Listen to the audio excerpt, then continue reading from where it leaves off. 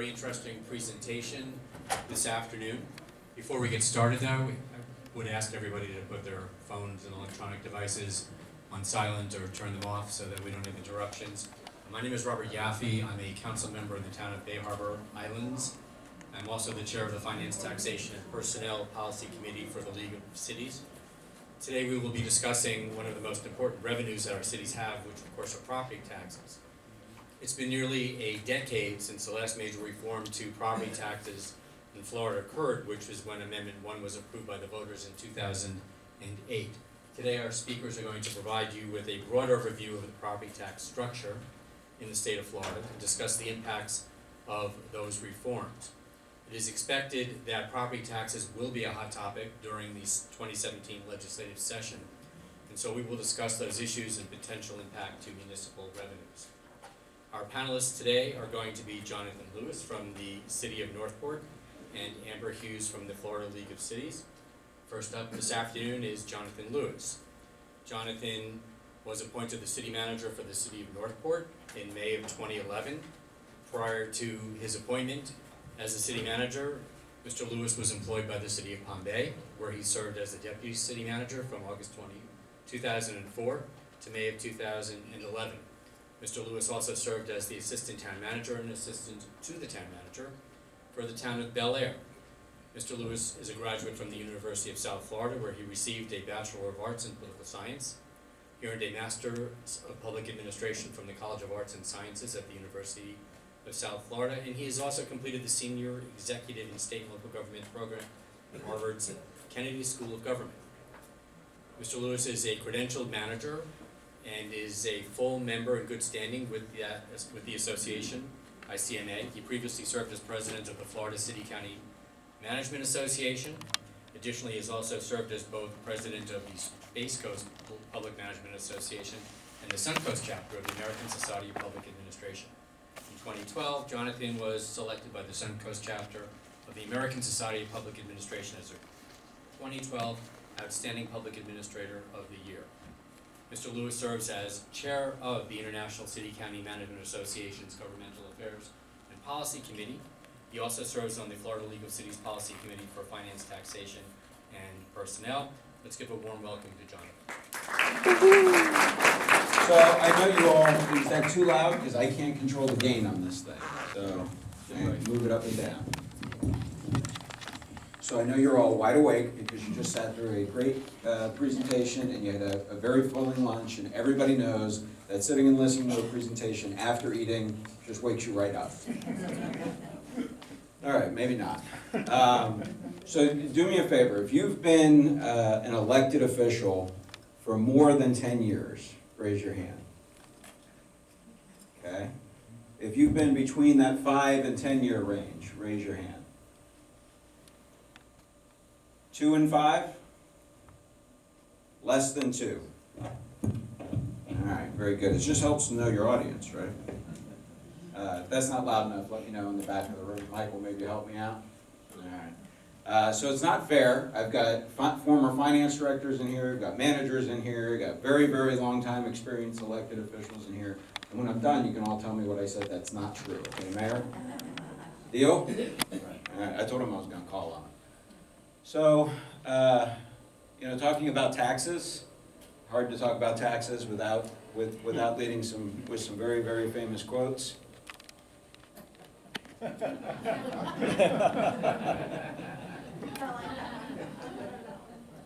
And then show me the money. That really does cover the spectrum of how you might feel about your own taxes in your own city, right? It covers the spectrum there. But today we're going to focus on property taxes. Because there's so many seasoned elected officials in the room, we're going to go through just quickly kind of what actually property taxes are, because there's a lot of misconception about that. And then we'll get to the interesting part, which is Amber. And then we'll take some questions after that. And Amber and I have agreed that we can yell at each other during each other's presentations, but she's not supposed to hit me in the back of the head with anything. So people talk about property taxes. It's actually ad valorem tax, which just simply means according to value. That really is the definition of what it is. And so there's a lot of how do you calculate it. It's a really complicated formula. We couldn't possibly understand it, right? Well, actually, the mathematical formula is really not that complicated. So if you have a millage rate in your community, and you've set your millage rate at 4.5 mils, and then you have, so that just means for every $1,000 of value, you're going to pay $4.50 in your millage rate, in your taxes, except for the fact that the state has done a bunch of things to mitigate that, so you're not actually paying $4.50, and we'll talk about that in a minute. But if you have a property assessed at $120,000, let's assume you're one of those people that are lucky and you get both homestead exemptions, so you get a $50,000 homestead exemption. That means to your local community, you're paying $315 for the year in property taxes. Compare that to your cable or your cell phone, telephone bill, add all that together, that's $315 a year. It's really that simple. There's no trick to it. You just have to know the assessed value in your community to be able to calculate out what a millage rate will produce. Every individual home, every individual property will have a different based on their individual values, but you can fairly quickly do the impact on your community, what that millage rate looks like. So it's important to note that ad valorem tax is actually provided for in our state constitution. It's not something given to us by the legislature and can just be taken away by the legislature. It is actually protected in our constitution in the state. There are limitations. The only one we're going to talk about in any great detail is the second limitation, because this is the Florida League of Cities, not the Florida Associated of City Counties or school districts or other ones. So we're going to talk about the 10 mil cap and what that means to your cities. That's the main one for limitations. Generally speaking, there are some exceptions, but generally speaking, you cannot go over a 10 mil millage rate. There's 4 main categories underneath that. Again, probably the main one you're ever going to deal with is the one you as an elected official get to vote on. You control it. It's yours. It is controlled by the governing body. It is not voted on by the population at large. They voted on you. You make that decision. And anything that you do applies to your 10 mil cap under that. There's a debt service one. That had to be voted on by the population at large, so it actually doesn't count towards your 10 mil cap. And then there's some of us have dependent special districts, and some of those actually have it tied to a millage rate, and that also applies to your cap. It's not all that common. Out of the 412 cities, my guess is that is not a statistically high way of doing it, but they are out there.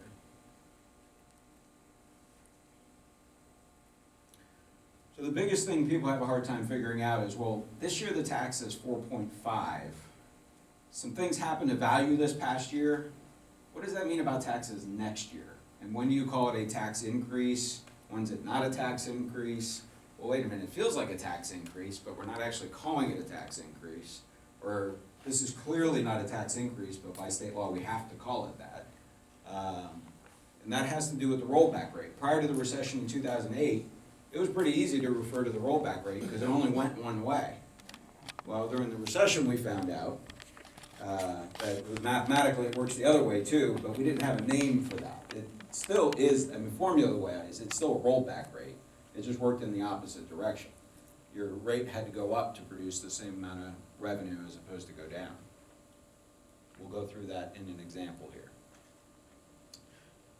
Okay, so if you had an assessed value, we're doing this pretty quick because this group is pretty experienced. If you had an assessed value of 1.2, okay? That's total for your community. I'm around this, 1.2. And you had a millage rate of 4.38. Again, that's your total assessed values for your community, $1.24875 billion for your community, okay? that millage rate produced a straightforward $5,469,000 in property taxes for your community. That's just a pretty straight mathematical formula. But what happens at the end of the year, because your values don't stay the same year to year, right? I mean, I've never seen that happen. They either go up or they go, unfortunately, sometimes go down. But let's take the same scenario. Same city, they had the same base going into it, they had an assessed valuation increase of 1.6%. So right now, that wouldn't feel that good, but let's say in 2014, a lot of recovery from the recession, 1.6 still wouldn't have been too bad, right? So that means now your assessed valuation for your community has gone up from that 1.248 to 1.267. To make that exact same amount of property taxes for your community to use, your millage rate goes down, right? Your millage rate goes from 4.38 to 4.311. It's not a huge decrease, but you only had a change in valuation of 1.6%. So the millage rate, anything higher than that rollback rate, anything higher than that, what is going to produce the exact same amount of taxes as the year before, is an increase. So even though your rate can still be lower than what you adopted the year before, but it's still by state law an increase because you're bringing in more tax dollars than you did the year before through property taxes. And that's what it has to say on the advertisement you put in the newspaper when you do it. It has to clearly state that that's an increase. However, there's another factor, you get new construction. So any of your communities have had growth. New construction for that year doesn't factor in. So in this community, if you took that they had that new construction, they had a new construction of $1.7 million. That increases the assessed valuation.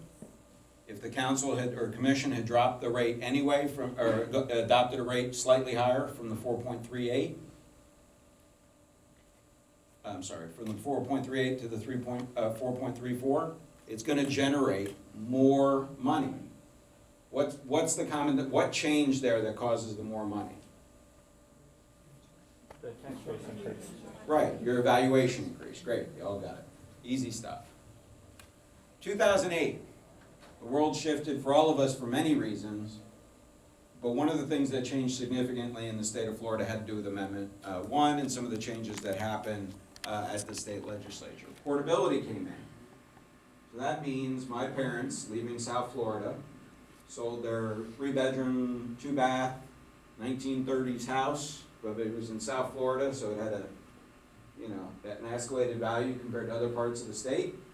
They moved to a little tiny town in North Florida. Guess what? They got to move that value with them as it related to what they would pay in property taxes. It's portable from one place to another. Worked out very well for them. Happened all over the state. The concept was, as your, because remember, Save Our Homes originally went in 96, thinking that would give our seniors some security on fixed incomes.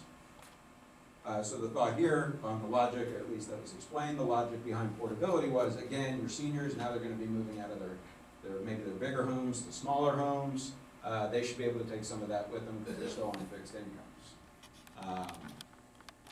You also had an additional $25,000 in homestead come in. It used to be just $25,000. Now everybody says $50,000, but it's actually two 25s. It's $25 on the first amount, and then it's another $25 after $50,000 in assessed value. So it is $50,000, but they're not concurrent. It also went that you had a 10% cap on what values could do on homesteaded properties. In 2008, in addition to homesteaded properties, it added non-homesteaded properties. As long as that owner kept the property, the values couldn't go up by more than 10% in a year. And then there was an additional exemption of $25,000 that was put on tangible personal property. And that's fairly specific. Probably all of your property tax collectors produce what's called a recapitulation report. And that's a fancy word to say that you can see where the taxes break out in your community and how it changed. Commercial zoning, industrial zoning, agricultural zoning, residential zoning, and it's called a recapitulation. And you can see year over the year the change within your own community.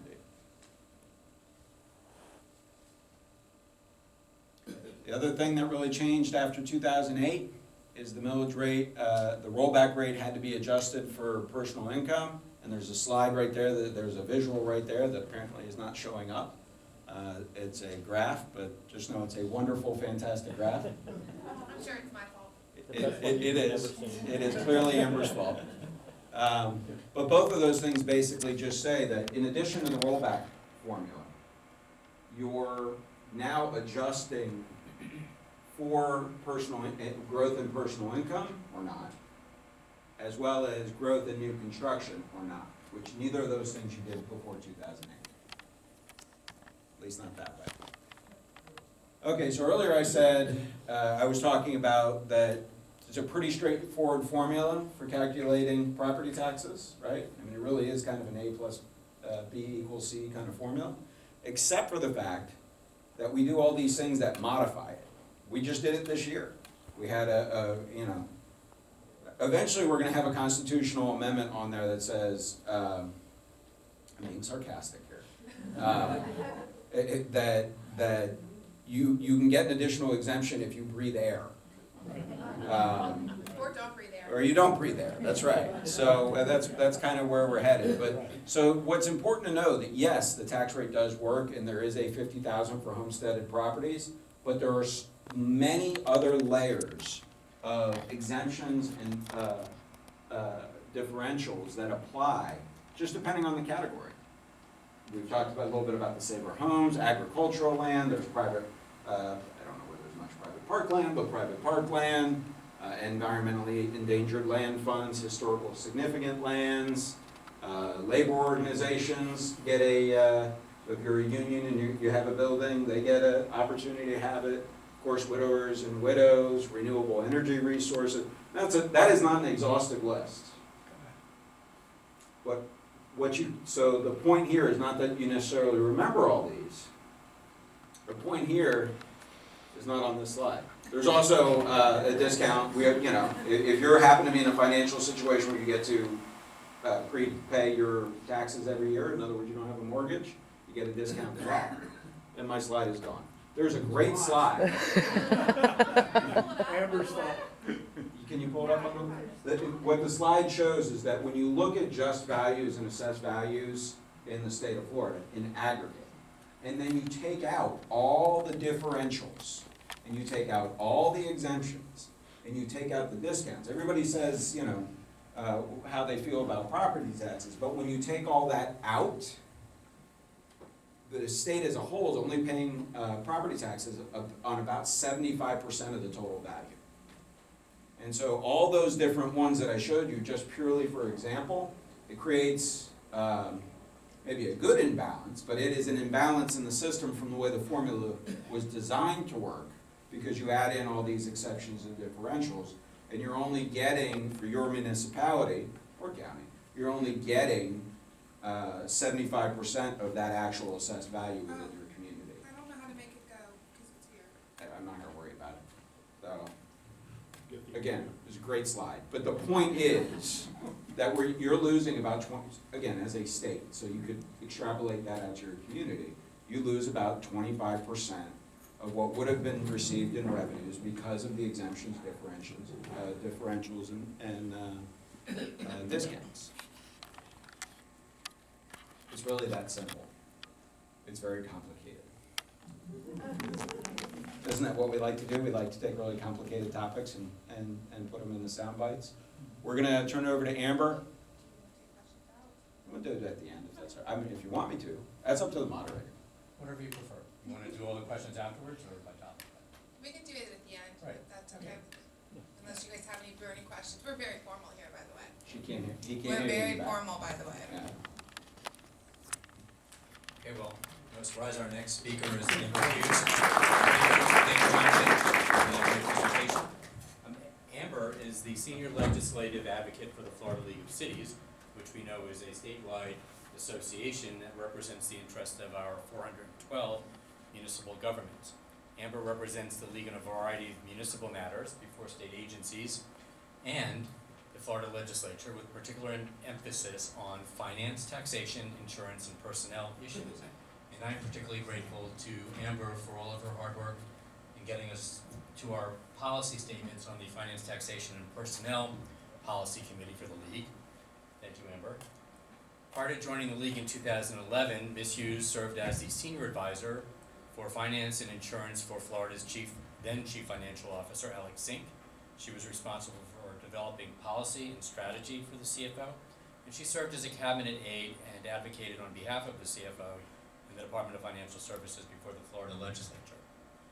She also supported the CFO in her constitutional duties by developing the fiscal policy for the Division of Accounting and Auditing and the Florida Treasury.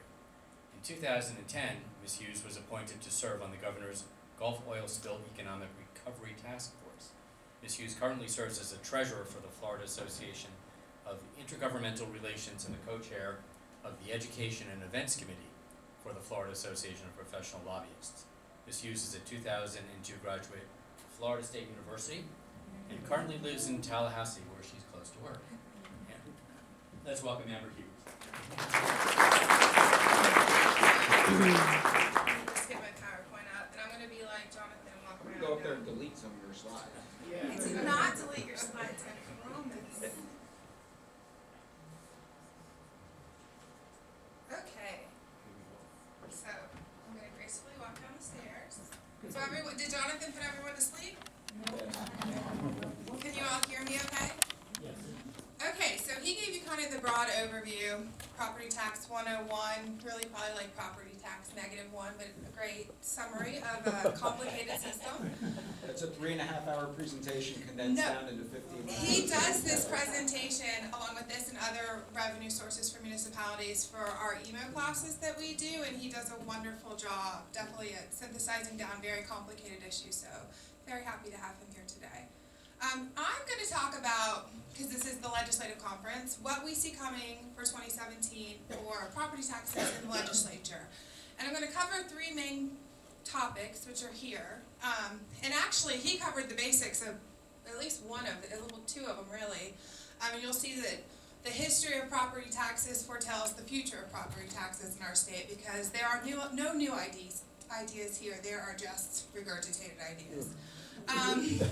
That's my personal opinion, not the opinion of Florida League of Cities. So, non-homestead assessment cap. So this was something that, as you saw on his slide, that was a component of Amendment 1. Amendment 1 was a very complicated deal that was struck between the governments that levied the property taxes and the legislature, with the understanding that we were living in a housing bubble. We now know a housing bubble. At the time, we just thought property values always go up, right? Property values is a great investment, property values never go down. We title things in statutes as rollback rates because we never contemplate they need to roll up. So part of that was an assessment limitation of 10% on non-homesteaded properties. So this is your commercial, your vacant lands, your non-homesteaded residential, second homes, things of that nature. So since 2009, we have lived under this world. We have your assessed values of non-homesteaded properties cannot go up more than 10%. So he talked about the equation that you use. So this is the first number, the assessed value. So regardless of what the market does, there was predictability for these non-homesteaded properties. Well, in reality, we lived in a world since 2009, which was not a normal economy. When we actually made the deal, we put in that it was going to be a temporary 10-year deal. So it is set to repeal on January 1, 2019. So you're like, 2019? It's 2016? Why are we talking about this? Well, this is such an important component to everyone that's not a homesteaded property owner in the state, that they are working to make this Amendment 1 on the 2018 ballot. So there is actually already a bill filed. So we're not even into our first real committee week, and we have a proposed joint resolution by Senator Lee, who is a very powerful senator from the Tampa Bay area, that is going to propose not just to remove the repeal, but to make this 10% assessment limitation permanent. As I said, we don't necessarily have a true look under a normal economic circumstance of what this assessment limitation does. Does that make sense to you? 2009 to 2016, we all know that this was not, maybe it's the new normal, and we don't know if it's the new normal, but it's not the historical normal for our state where property values are just increasing dramatically. So this is actually a big concern. I will be honest with you that the League of Cities does not yet have a position on this, but it's something that we don't necessarily love. We don't like the idea that we made a deal, and the deal, they're coming in and changing one component of the deal. We don't like the idea, we don't know the true impact. We don't like the idea that, because when we did the Amendment 1, we recognized that assessment limitations create great disparity among identical property owners, remember? Neighbors paying different property taxes, disincentivizing people from changing homes, kind of what he talked about with his parents moving to Sopchoppy. Well, we don't have portability on the non-homestead side of the ledger. So we're saying if we're going to put this assessment limitation permanently on the books, does that mean in 5 years, God willing, that we have a normal housing or normal property market in our state, that we're going to have to come back and do portability for non-homestead? Are we going to disincentivize new businesses from coming to our state because they see that the Wawa that's been there for 20 years has one property tax, and if they buy the Sunoco on the other corner, they're automatically going to be at a competitive disadvantage? These are questions that I think need to be fleshed out, and instead of just running and making something permanent that we don't know the true impact of. So as of this morning, so those of you that don't know the legislative process well, we always say if you want to kill a bill, you give it a lot of committee stops. If you don't want to kill a bill, you give it very few. This bill has now been referred to only 3 committees in the Senate, and it's F&T, Finance and Tax, Appropriation, and Rules, which are pretty much some of the easiest committees that meet the longest. That means this bill is going to fly through and be on the ballot if the House can do the same. This is a priority for all the business interests. I'm not saying it's not an important issue because I understand the need for predictability, but we have a tendency to piecemeal our property tax system. That's why we have the structure that Jonathon showed, and I think he kind of alluded to that in his comments. This is just more piecemealing, and you're not looking at the overarching problems of inequity in our system. So that is 10% assessment limitation. I'm trying to come up with a catchier name, so if anyone has an idea, let me know. Next issue, and this actually is the same exact issue, just on homestead. For those of you standing in the back, we have plenty of seats if you'd like to come sit down. Feel free. I won't throw things, Jonathon won't throw things. I didn't say that. I won't let Jonathon throw things. Okay, so what I just told you about the 10% assessment limitation on non-homesteaded properties, we actually have the 3% assessment limitation on homesteaded properties. It was adopted in '95 with the Save Our Homes. It was to give grandma predictability in her taxes and not tax her out of her beach for a home that she's lived in for 50 years. Great feeling and great, I think, intent behind the legislation or behind the constitutional amendment. I think we now know that it definitely created some inequities in our system. The component that deals with on the homestead side, it's actually a 3% assessment limitation or CPI. So your assessed value, if you homestead your property, cannot increase more than 3% or CPI. This was something that definitely worked to create great inequity in our state. It's the reason we had to have portability put in 2008. It has definitely done a lot to decouple what we do with taxes with true value of property. That kind of goes back to the chart that he couldn't show because we couldn't get it up, but I'll email it out to anyone that wants it. But we have completely disjointed value and taxes in our state. We have created these artificial barriers, right? So this is something that was all good and fine. The difference between your assessment, I have a graphic too. The difference between your assessment limitation, so this is how it works. Your taxes, your assessed value is the yellow line, and your just value changes. So as the market goes up and down, it goes up and down. The difference between the yellow line and the blue line is what we call the Save Our Home differential. It's kind of sheltered value from taxation for all intents and purposes. And we went along just fine in our history until once again we hit the housing bubble, unintended consequences, even though people still had a Save Our Home differential, because the Save Our Home differential grew to almost over $400 billion. So the difference in those lines for homesteaded properties was over $4 billion of value at the height in '07. But people were like, well, my market value is going down, but my property taxes are going up. So this actually created more of a political issue than an actual tax policy issue. But since then, legislators have been saying, we need to fix this, this is wrong. People's taxes, and they use that term loosely, should not go up if their value is going down. Well, I'm a tax nerd for those of you that don't know me. This is great tax policy. It gives you predictability in your taxes. It has the ability to recoup as things change. So if your value only goes up 1%, your assessed value can still go up 3%. So it recoups some of that value. So when the market fell, that Save Our Home differential shrunk to about $68 billion in 2011. It's already back up to $240 billion. So the ability to kind of re-equalize that horizontal equity among property owners, this is the mechanism for that. It's not politically friendly. I understand from the elected officials in the room that you did not like getting those calls from your citizens about why are my property taxes going up, but it is a good mechanism to keep equity, what little equity we do have in our structure. I can tell you that it's gonna come back. They have filed bills the last couple of years. There will be constitutional amendments. The governor said this is a priority. It's a legacy issue for him. We anticipate that if it does come, depending on what happens with the 10% assessment limitation, it's going to be about $100 million a year impact, and that impact only grows as the economy and the housing market improves. So this is something that we anticipate coming back as well.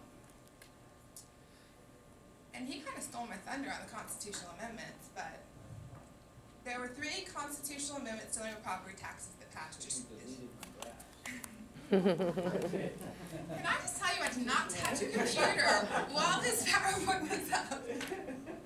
We spend too much time together, I think. Okay, so there were 3 amendments that passed this year dealing with property taxes. Only 3. That's actually a good year. One was self-implementing. That was the one he referred to, or someone earlier referred to as the low-income senior.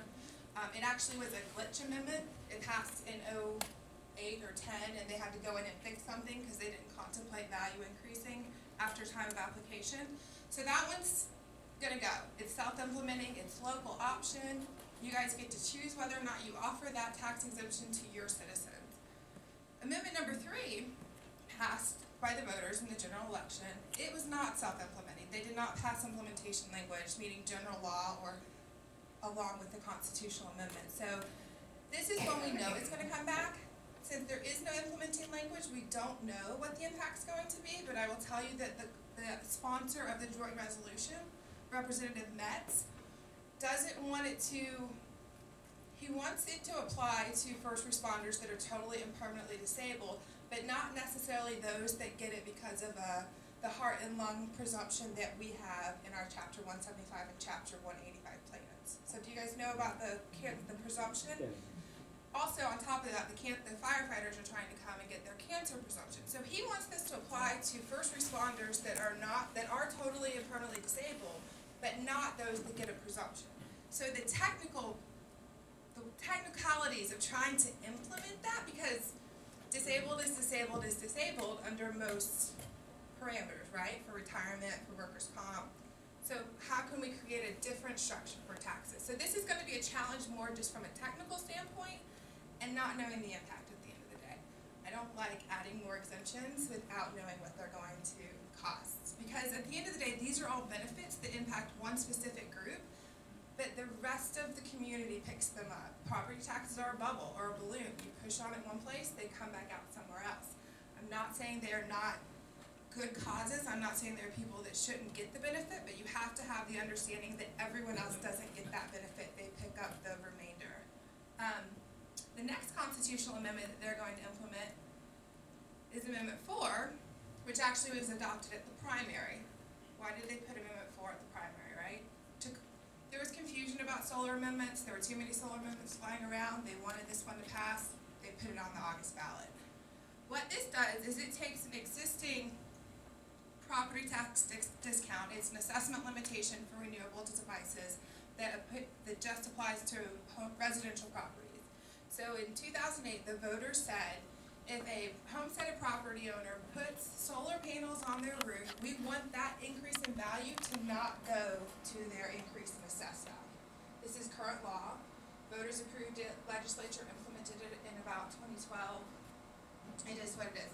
This constitutional amendment expands that assessment limitation to all properties, commercial or non-commercial, non-homesteaded and homesteaded. So we're kind of opening the door for renewable energy devices.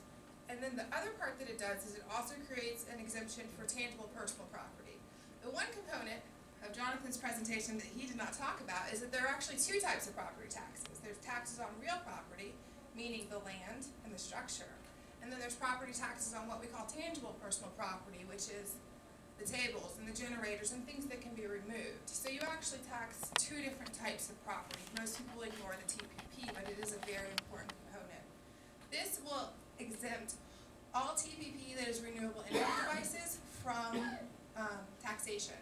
So you all think about solar, putting solar panels to heat your hot water heater, right? This goes to investor-owned utilities that have solar farms. This goes to IKEA that puts solar panels and everything else. So this is not just mom and pops putting solar panels on their roof. This is any renewable energy device that is on a property in Florida. The implementing bill has come out. It's Senate Bill 90 by Senator Brandis from over in Pinellas County. It looks a little different than it did last year. There was implementation language that went along last year. It's a little different this year, so it's going to be interesting to see how that kind of rolls out at the end of the day. But once again, we don't know the impact. So we put something before the voters saying, vote on this, without knowing what it's going to cost. And once again, you're just creating more disconnect between taxation and services that are provided. So it's going to be an interesting dynamic. The other thing that's not, I don't have a slide for, but I want to bring up is, so I talked about how the business community wants to be Amendment 1 on the 2018 ballot. Does anyone in here know why? A couple of reasons. Number one, there have become quite a few joint resolutions that come out of the legislature. If you looked at your ballot the last couple cycles, they're getting longer and longer, right? Number two, we've had an increase in citizens initiatives. So Amendment 2 with medical marijuana is a great example that's been on the ballot the past couple of years. So citizens are using that mechanism to put something on the ballot. The third reason, and probably the biggest, is that we are having something called the Constitution Revision Commission that is going to begin meeting. And their amendments will be on the 2018 ballot. So knowing that it's going to be a very constitutional amendment heavy ballot and we get voter fatigue, they want to be number one so they pass. So that is why isn't that crazy? That's why they want to be Amendment 1. So that's kind of the legislative issues that we know of as of now. Keep in mind they haven't officially had a committee meeting yet, so more property tax issues will come up. But it's definitely, we're back in that cycle where they're going to be back messing with it. That's my official term, messing with it. So that's it, and I think we're going to take questions. You want to add anything about the CRC? Would you like to add something about the I CRC? think you would do it much more eloquently. What would you like me to do? Just the fact that it's coming and The CRC is coming. Okay, so I'm going to come up here now. opening soon. Opening soon. So the Florida Constitution has 5 different ways to amend it.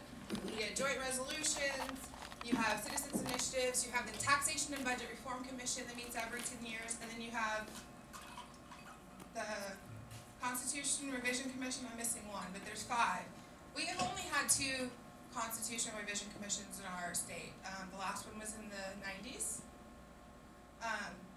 There are appointments that we anticipate to be made prior to session. So if you haven't heard us talk about this at your local leagues, you will. David Cruz will be coming around to talk about this. But it's literally a group of appointed officials, appointed by the governor, the speaker, the president, the attorney general, and the Supreme Court justice that travel around the state, have meetings, and put things on the ballot. They put them on the ballot without having to get court review. They put them on the ballot without having to get impact review. So it's a very interesting dynamic that we haven't seen in 20 years, in my tenure and probably most people's tenure in this room, so it's kind of a huge unknown. Will they focus on tax issues? Will they focus on other issues? So it's something that's coming that you definitely need to be aware of. So it's kind of an up in the air for property taxes, even though we know there is specific legislation that's coming, but we don't know what else might be coming, I guess is the to be determined. You're welcome. Is that what you wanted me to say? I guess we'll open it up to questions. Oh, Tara from Mark Wagner. Go, Tara. Thank you, Tara. And actually, if you have Amber, you said, excuse me, on the renewable energy devices, it wouldn't be taxed for commercial and personal. So that means any renewable energy device, windmills as well as solar, et cetera? Thank you, Commissioner Shelley. So it will depend on how they implement it, obviously. Of the version that they have that's currently drafted, it deals with everything from solar, I don't know if we have a lot of wind, but yes. Geothermal deposits, yes, these are words Okay. I've had to learn in my career as a tax lobbyist. So yes, right, it is not, we talk a lot about solar, it's called the solar amendment, it's really much more broad than that. Are you putting windmills on your house? No, but my son wants to. On his, yeah.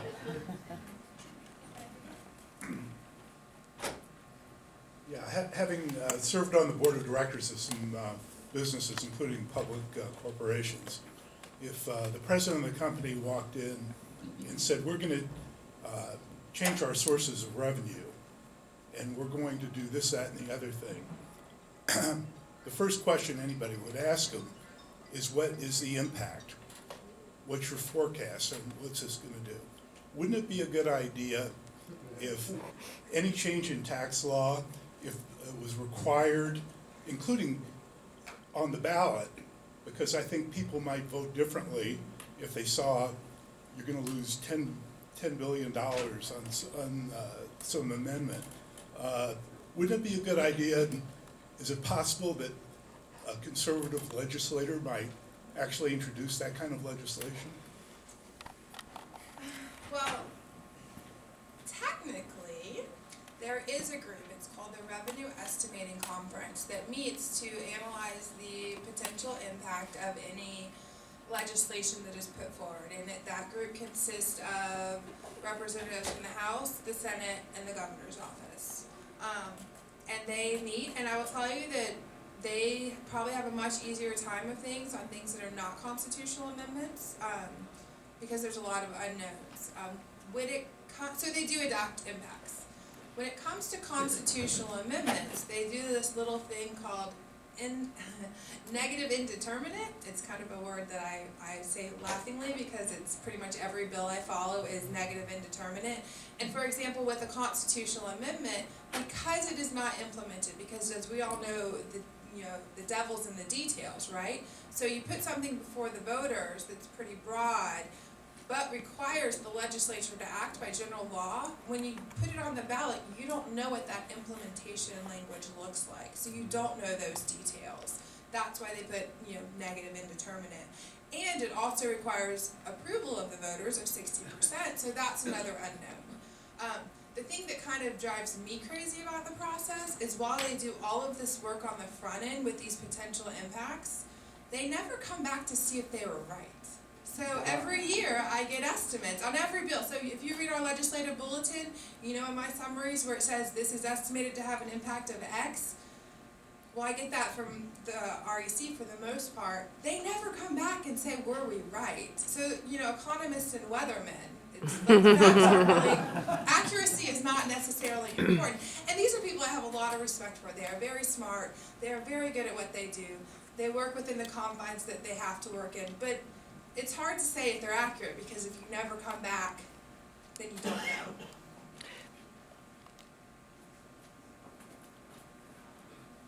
Deborah Weiss, Mayor of Yankeetown, one of several small coastal communities that were heavily impacted by the hurricanes recently. And the tax assessor happened to see me the other day and say he was going to come to town in January and reassess all the homes, and of course, our assessed values are gonna crash. Oh, what do I do? Well, I would actually tell you there, okay, I don't have it off the top of my head, but there has been a bill filed, I believe in the House. It could be in the Senate, but if you get with me after, I can send this to you. That actually goes maybe the opposite direction. It's going to give that property assessor the ability to pretty much zero out property that is heavily damaged by natural disasters. Right, but what's it gonna do to our assessed value, Well- our ad valorem taxes, we're gonna have to like triple our millage rate next year to even come close to what we need. Do that. Unfortunately, yeah, we can have a conversation later. Do you have any ideas, Jonathan? Yeah, but Myself? good. You know, the reality is yeah, next year's probably gonna be, next couple of years for you. Is gonna be, you know, I think as we're all watching that unfold on the news in the areas that weren't affected, those of us who do this for a living, we're like, yeah, that's the impact it's gonna have. However, but when it comes back, hopefully it comes back stronger. But I think there are some things, maybe offline we can talk about. And also maybe reaching out to other communities that maybe, I know it's been a while since we've had any major hurricanes, but Punta Gorda and some of the other areas around the state that have had to deal with this in the past might also. We've got 400 homes and 50 to 75 are severely affected. Do you have a good relationship with your property appraiser? Because they don't have to do it this year. Yeah. They don't have to reappraise them this year. Very true. Yeah. Just have that one back there.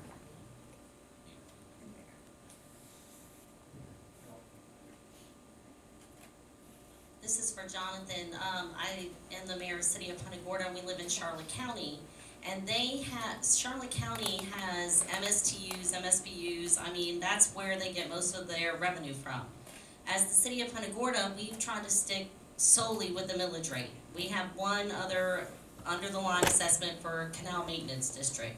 So we struggle, sometimes we have council members that do want to start enacting fees, and I've personally tried to shy away from that, so I just wondered what your take on that was. Fee versus millage rate. It depends what you want to accomplish, and I'll tell you that having been in very, very small suburban communities and having been in much larger city of Clearwater when I began my career in Palm Bay, it really does depend on what the community values, and they make that decision when they elect you, right? And how you all want to get there. When I was in Palm Bay, if you had told me that we could have assessments and that we could actually show people the cost of the service, that's got to make it easier. Because you're showing them the actual value for what they're paying for.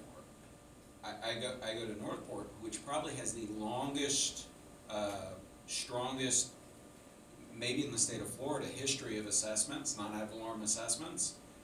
In some ways, it makes it harder for the elected officials. Because it is that balloon Amber was talking about. We joke about that a lot at the commission meetings during budget, is they're squeezing one end of the balloon and the other. The bottom line is, do you impact the people who are using it, or do you impact everybody? And that's kind of that spectrum you're talking about. It's really not a right or wrong, it's what works for your elected body. I'm sorry there's not a better answer, but that's what they elected you for. You just gotta convince the majority of your commission or council you're right. So. Thank you both for your presentation. First of all, I'm going to make a little bit of a statement, and then I'll really mix things up for you here. I'm not into taxes. I hope most of you aren't into increasing taxes. And having had the benefit of living in the Northeast and seeing how they tax at the state and local level, sales tax and personal income tax and things like that, none of which the state of Florida has in place. So we have to rely heavily on our property taxes. Yet the legislature oftentimes handcuffs us on our ability to increase those property values. Code enforcement is a good example. If you've got a problem with code enforcement, there's very little you can do beyond putting somebody to a fine, so properties can rot and neighborhoods can deteriorate, and that has a real negative impact in some communities. Now here's, they say when you're in a hole, stop digging. So with our tax situation, we keep adding these exemptions and this and tweak this, and let's go 3% cap gap year and 10% gap year. Why not keep it simple? I know the answer to this, but why not just tax everybody the first 25,000? Everybody, give them the next 25,000 off, and call it an afternoon. Because in my particular town, you have a third of our properties literally pay no property tax because the value of their property is so low. So that's my first statement. The other one is my personal faith, not my crusade, and that's nonprofits. I believe that it doesn't take a lot of brains to form a nonprofit, okay? And I think it's really egregious that somebody could wake up tomorrow in my town, decide they're gonna be a nonprofit, file their paperwork with the IRS, which I believe is a marriage between them and the IRS, and then expect Tallahassee or a county or us to be part of that marriage.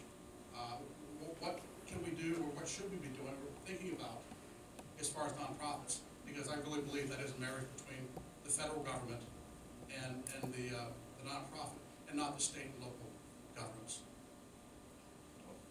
So you might have the best answer, because so when I asked the question at the beginning, how long have you been in office? I don't know if you're in here for that, but I asked if you're over 10, 5 to 10, okay, so 10, you've been doing this a while, this is not by accident. And, you know, some of what you said, I was talking to Mayor Apgar earlier, and almost word for word part of that, right, Mayor? Exactly.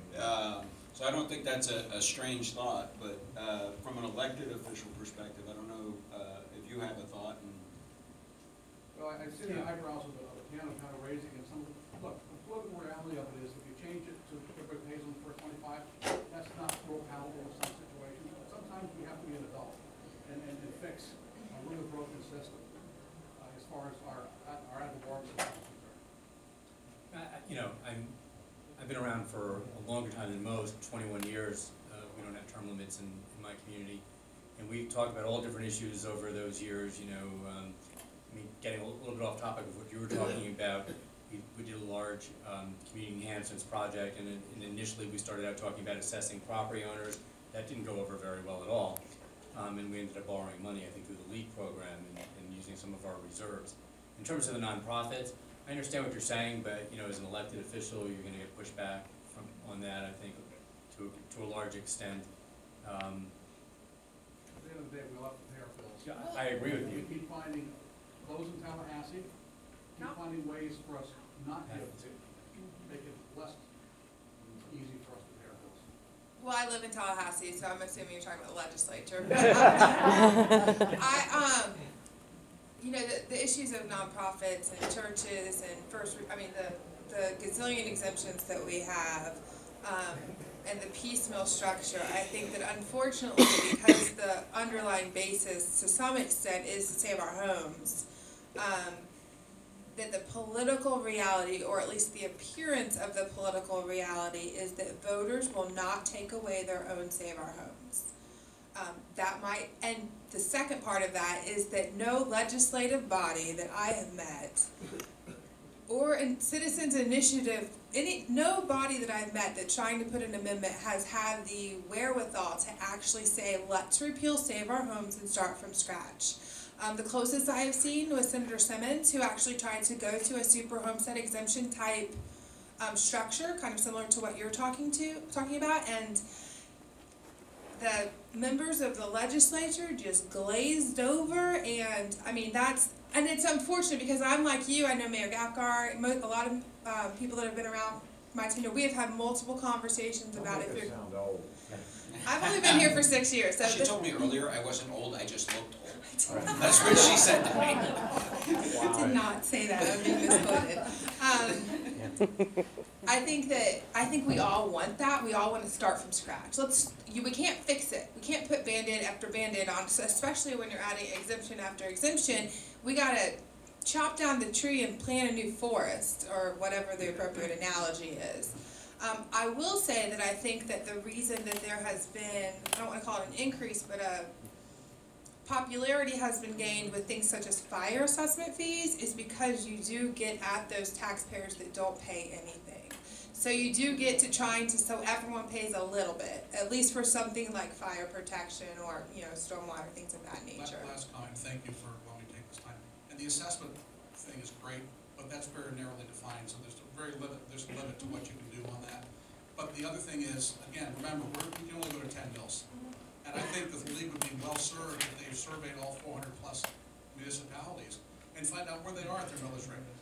I actually do have that, and while there are a section that are pretty high up, the average municipal millage is around 4, believe it or not. I can send you that, I'll Would you send. please, that's very interesting, thank you. Just for the 0 to 2 years of service in the group, just so you don't think otherwise, churches, nonprofits, if they're conducting services that are business, so it could be a church, but if they're running a commercial restaurant, it's still subject to property taxes. So in those communities that have huge, for example, church influence, doesn't mean none of it's paying taxes. Along those lines, in my community, we have a large piece of property that's currently a car dealership, and it was purchased by a church, which is going to take down the car dealership and build a church, of course. And so the concern was that we would lose all of this revenue.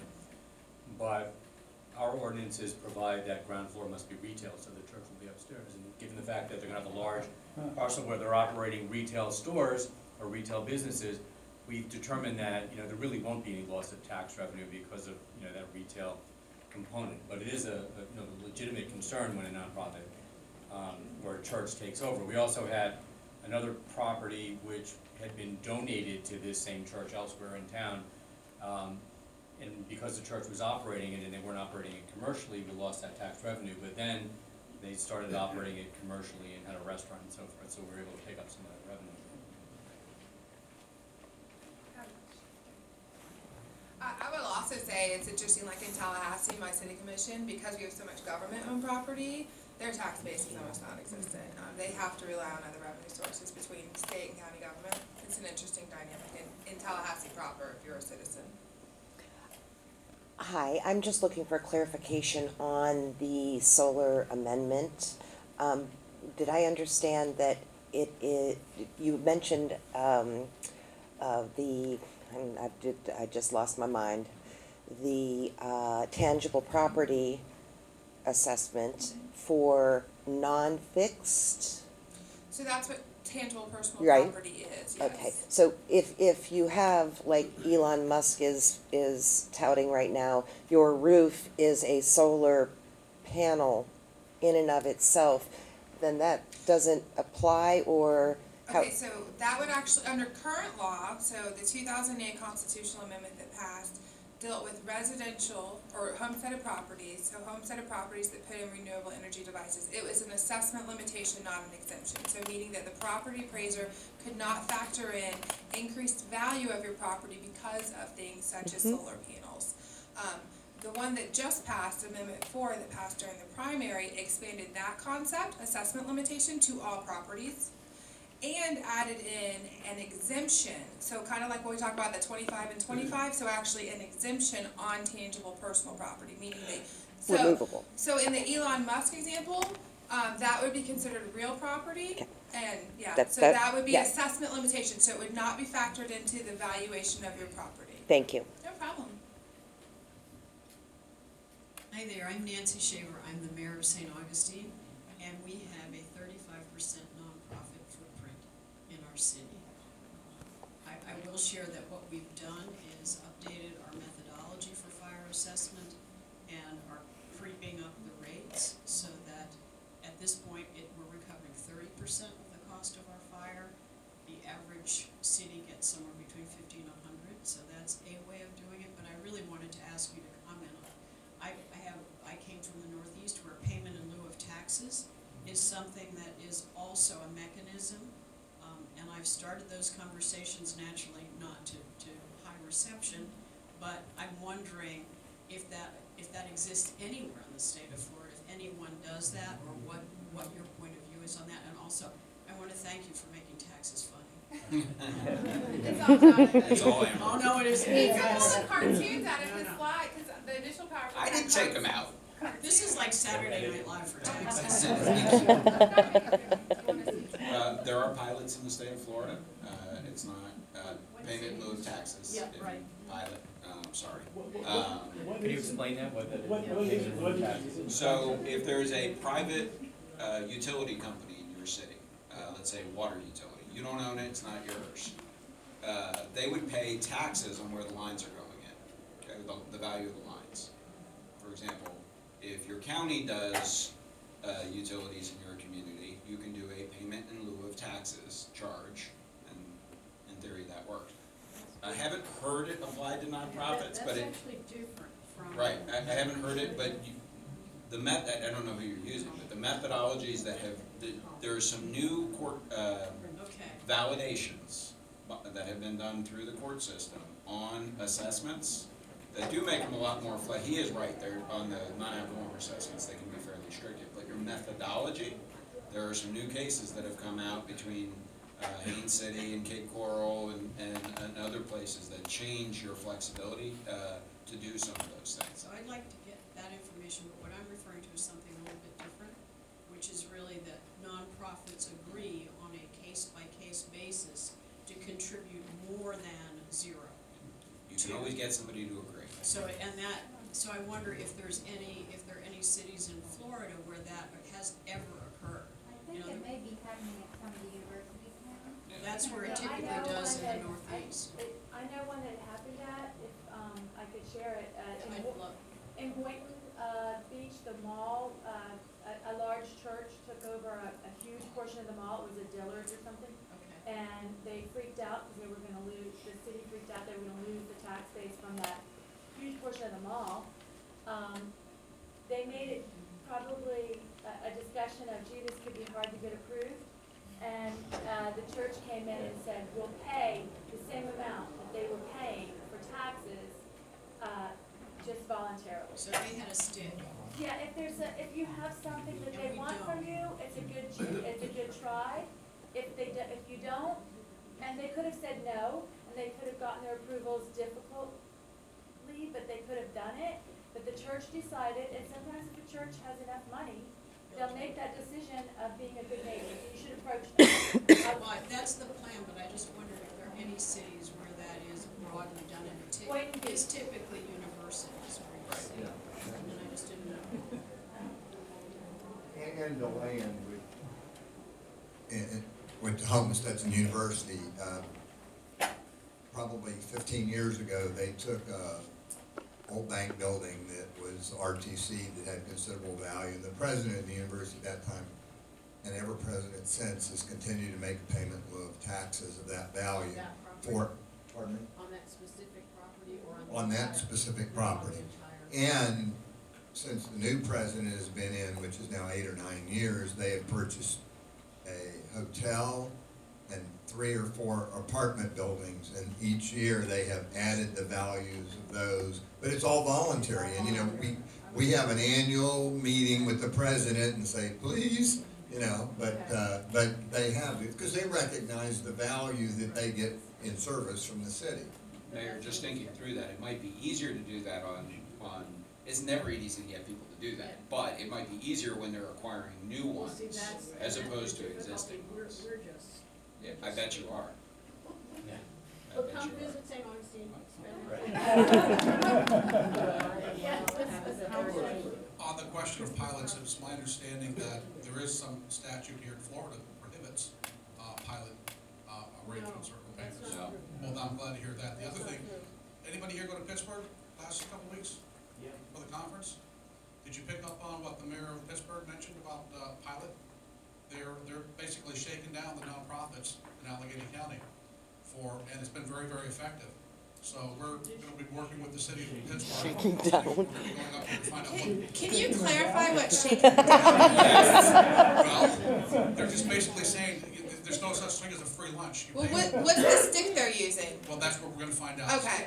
My point is, we're gonna go up there and see what Pittsburgh, the city of Pittsburgh and Allegheny County specifically is doing with these nonprofits to get them to contribute to the tax base, because at the end of the day, they take our fire and our police services and the other services, and there's no reason why they should be exempt from, paying their But fair trust share. me, I'm on from the that level. Pittsburgh area originally, there's plenty. Yeah, that's where my family. Oh, really? And they all got kicked out of New York, so. Oh, okay. That's why they went there, because there were already plenty. Explain the local option and how that works in the new Turtle Creek. constitutional amendment. On the low-income I, senior? I Sure, left this is pretty after easy. college. So the legislature, it's been a year the too. voters approved it back in, I'm gonna get my Oh, years it's off like because I've been doing this too long, maybe 3 2012. Okay. Was a low-income senior. So low-income seniors, at the discretion of the city or the county, could be exempt for the property taxes. So the city would do the city levy and the county could do the county levy. The reason that it was put back on the ballot, and this is why I call it a glitch constitutional amendment, was because the law requires that you have the property value be less than $250,000 and you be a longtime resident, certain age, certain income. Well, at the time, they did not specify what happens if your property value increases after the time of application. So you could be, so Jonathan Lewis, because he's a low-income senior, applies, his property is worth $249,000, he's approved for the exemption. Next year, or even in 6 months, his property increases to $251,000. He did not meet the statutory and constitutional requirements. So they just went in and clarified that it is at the time of application. But the local option is just that. It means that the city commission or city council determines if that is a property tax exemption they want to offer their citizens for their levy of property taxes. For that group that meets the criteria. I would say that generally speaking, every time one of those local options becomes available, which isn't all that often, there's always a rush for one of the members of the council to get that on our agenda to approve it, and so all of those local options are generally approved, I think. So I think we're gonna wrap up. One more question? Make sure I understand, the authority is already there for us to offer that. Yes, the authority was already there. The authority still, when they went in and did it, they kind of redid the whole thing. So if you have an existing ordinance, just go double check your ordinance that it's still valid. It most likely will be. It does have some retroactive applicability depending on when you adopted your ordinance. But yes, authority always has been there since 2012. I want to thank Jonathan Lewis and Amber Hughes for their great presentations. Thank you all for the taxes, for getting easier to understand, and thank you all for attending.